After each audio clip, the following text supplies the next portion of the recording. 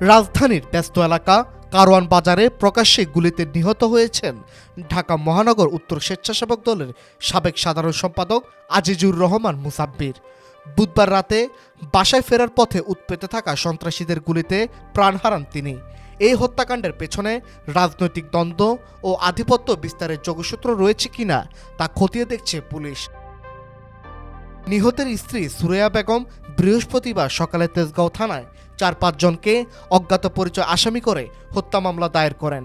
মামলার এজাহার অনুযায়ী বুধবার রাত 8টার দিকে কারওয়ান বাজারের সুপারস্টার হোটেলের 2য় তলায় বন্ধুদের সঙ্গে আড্ডা শেষে মুসাব্বির তার পরিচিত সুফিয়ান ব্যাপারী মাসুদকে সঙ্গে নিয়ে বাসার উদ্দেশ্যে রওনা দেন।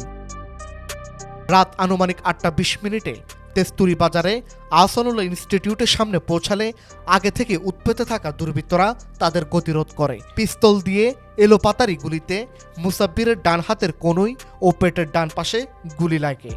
রক্তাক্ত অবস্থায় মাটিতে লুটিয়ে পড়েন তিনি। তাকে বাঁচাতে এগিয়ে গেলে মাসুদকেও গুলি করা হয়। সুরাইয়া বেগম সংবাদ মাধ্যমকে বলেন, হত্যার কয়েকদিন আগে থেকেই মুসাব্বিরকে বিভিন্নভাবে হুমকি দেওয়া হচ্ছিল। দীর্ঘ 20 বছর ধরে তিনি পানির ব্যবসার সঙ্গে যুক্ত ছিলেন। রাজনীতিতে সক্রিয় হওয়ার পর সরাসরি ব্যবসায় না থাকলেও লোক দিয়ে তা পরিচালনা করতেন। তার দাবি, ব্যবসায়িক কোনো বিরোধ ছিল না তার। তদন্ত সংশ্লিষ্ট সূত্র জানায়, এই হত্যাকাণ্ডে সিসিটিভি ফুটেজ সবচেয়ে গুরুত্বপূর্ণ প্রমাণ।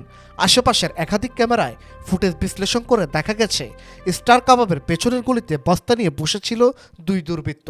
মুসাব্বিরকে দেখা মাত্রই তারা বস্তার ভেতর থেকে পিস্তল বের করে পেছন থেকে গুলি চালায়। পালানোর সময় তার মোবাইল ফোন নিয়ে যায় হামলাকারীরা। প্রত্যক্ষদর্শীরা জানান, প্রথমে গুলি লক্ষ্যভ্রষ্ট হলেও পরবর্তী গুলিতে মুসাব্বির গুরুতর আহত হন।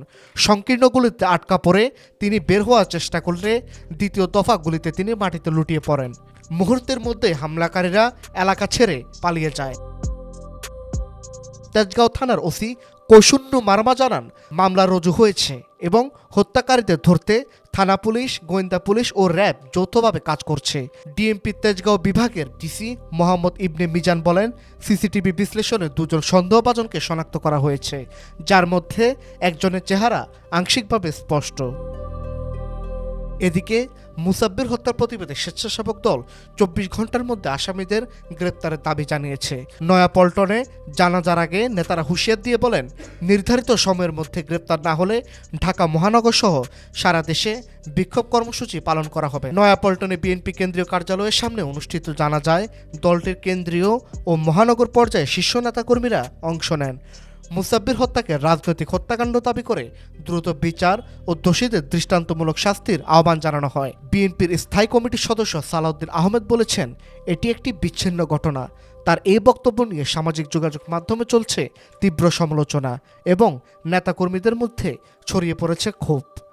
News desk, Dhaka digit.